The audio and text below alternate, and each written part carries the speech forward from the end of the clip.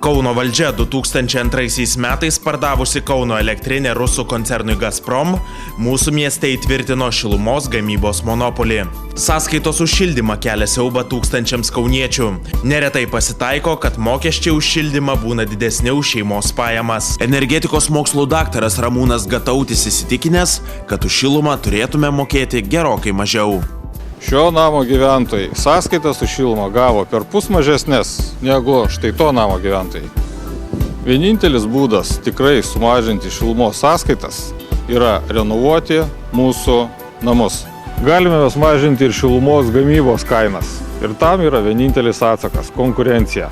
Daugiabučių atnaujinimas Kaune juda labai lėtai. Žmonės bijo imti kreditus ir vis dar netiki, kad renovacija atneš apčiuopiamos naudos. Ramūnas Gatautis įsitikinęs, kad kur kas naudingiau būtų namus renovuoti kvartalais. Tvarkyti turime ne vien namus, tvarkyti turime ir mūsų kiemus, kad nebeliktų sulaužytų vaikų supynio, kad nebeželtų žolė vidury žiemos, kad būtų kur statyti automobilius.